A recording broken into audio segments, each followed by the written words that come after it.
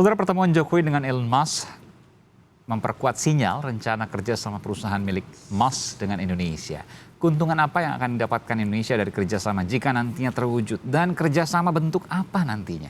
Kita akan bahas bersama ekonom senior Indef, Profesor Didi J. Rahbini, dan Dr. Effendi Simbolon, anggota Komisi 1 DPR dari fraksi PDI Perjuangan. Selamat malam Bapak-Bapak, sehat selalu.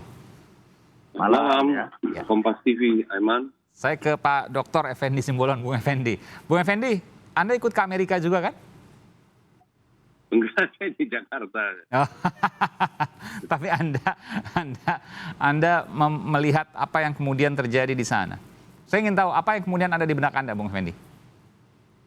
Ya tentu ini ada hal yang positif ya, bahwa Pak Jokowi kan sejak awal memang menang hal-hal yang inovasi, yang high tech, yang high end, dan yang terdepan gitu ya.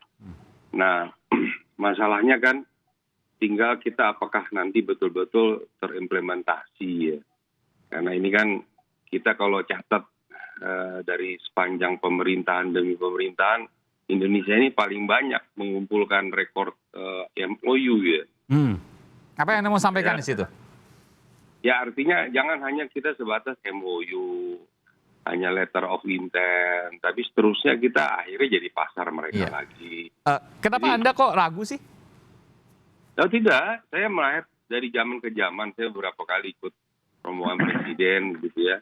Ada beberapa kali dengan, ya kita tahu dengan Microsoft dan semua juga sudah pernah kita sampai di tingkat high level untuk lakukan negosiasi, tapi toh tidak terwujud gitu. Nah ini mengenai baterai yang mereka interest juga, saya dengar mereka juga melihat dari sisi lingkungan hidupnya yang kita tidak bisa treatment dengan baik ya.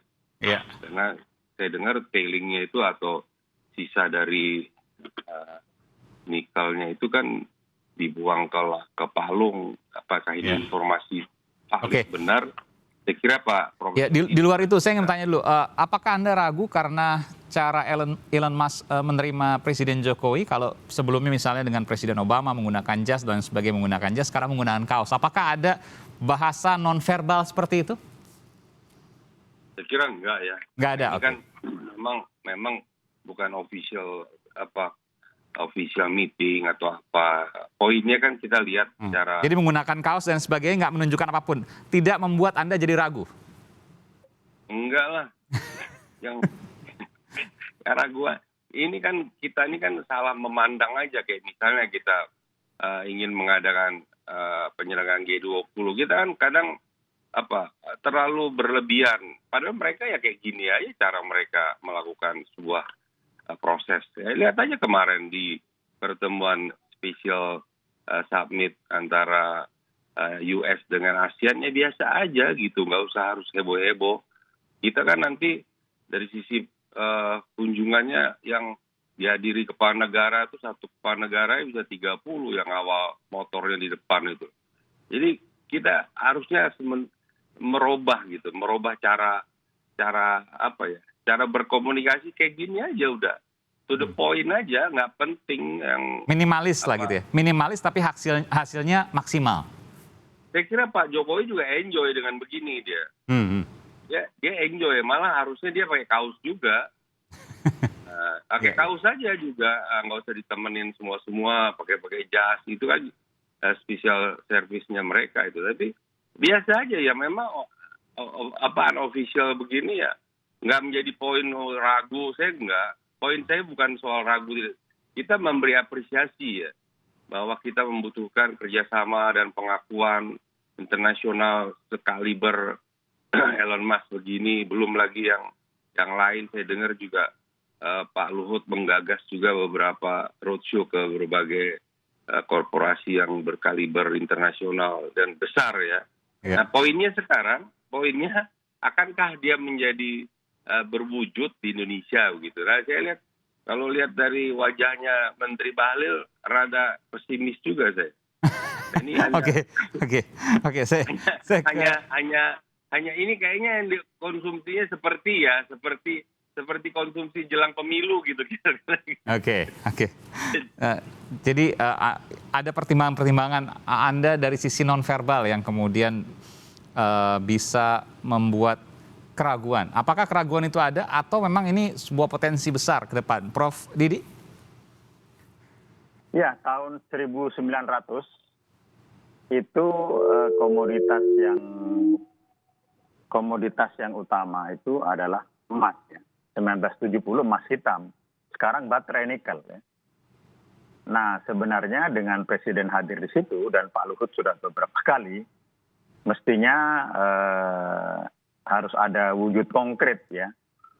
Paling tidak kalau tidak secara keseluruhan, yang paling ideal itu kan mobil, tapi ada di Jerman kan, paling ideal ya. Seperti mobil apa Korea, maksudnya? Ya mobil listrik. Oh, oke, ya. Mobil listrik itu dari Tesla maupun dari Korea, Ioniq atau yang lain. Ya. Yang kedua ada nikel. Aiman mungkin mau nanya mobil SMK maksudnya ya. Silakan. SMK itu harus ditagih betul, tidak boleh dibiarkan ya, menurut saya. Betul. Jadi sekarang ini nikel. Nah sebenarnya strategi investasi itu tidak pakai seminar dengan 500 orang ya. Kalau kepalanya sudah dipegang seperti Elon Musk itu dan dia berminat ya, maka yang lain akan ikut.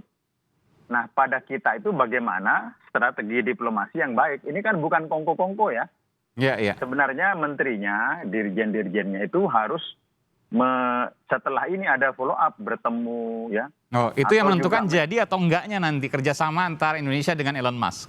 Iya, ini kan belum jadi, belum apa-apa menurut saya. Jadi belum apa-apa. Jadi kalau itu harus dideketin, harus ditempel terus.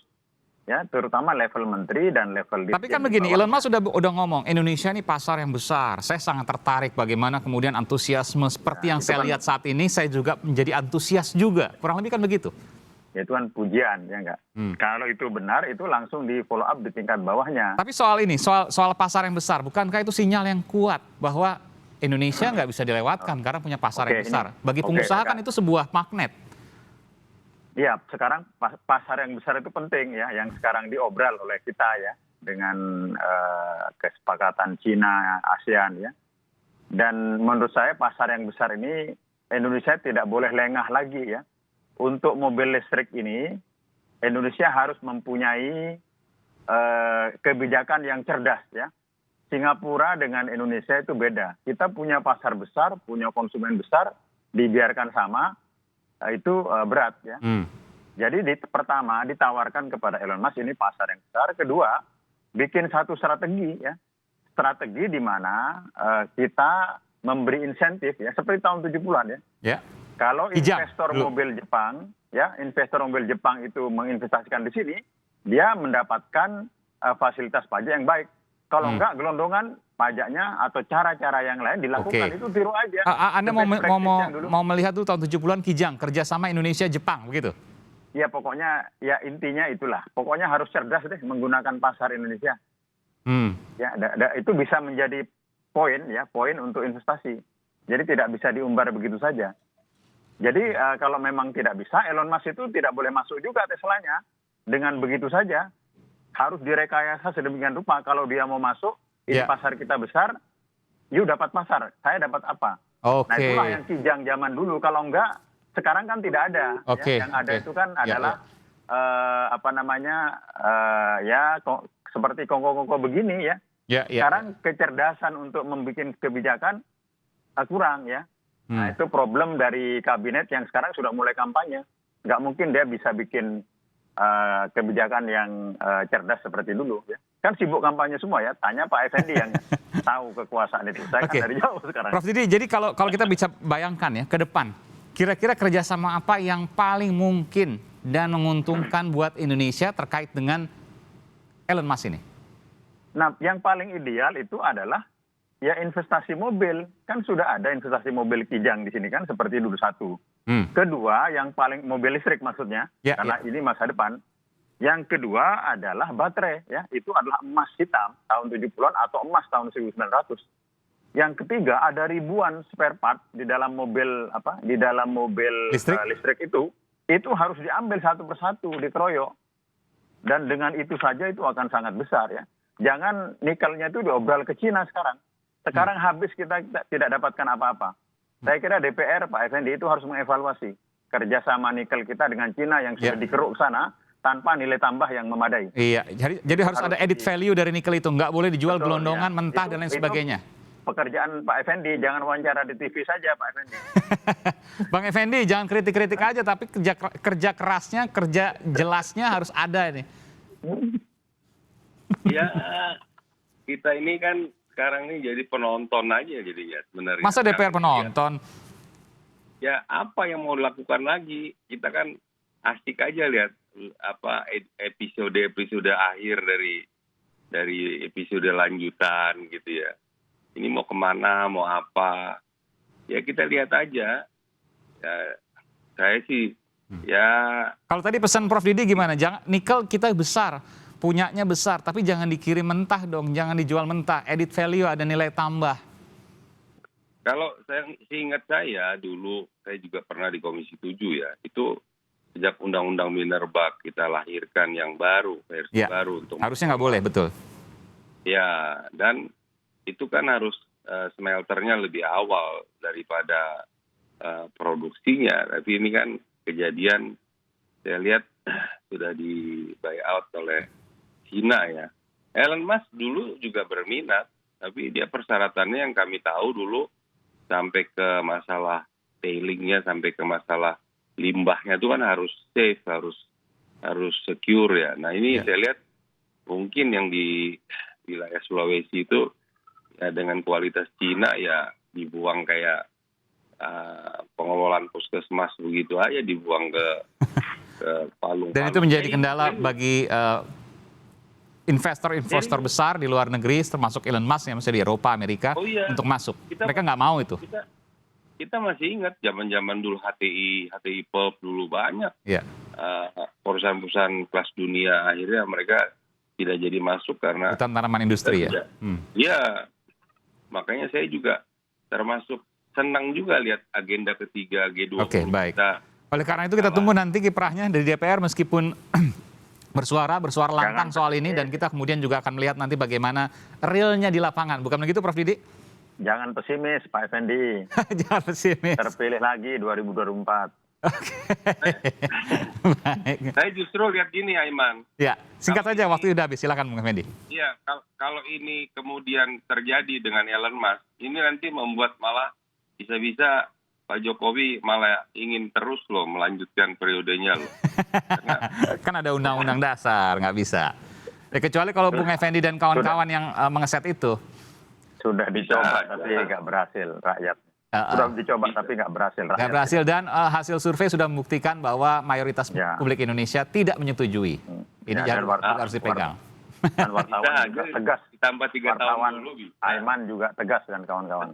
Termasuk Prof Didi juga, kita harus sama-sama mengawal. Terima kasih Prof Didi Rahbini, Ekonom Indef, dan juga Bung Effendi Simbolon, Bung Dr. Effendi Simbolon dari fraksi PDI Perjuangan Komisi 1 DPR. Terima kasih Bapak-bapak, selamat malam, sehat selalu.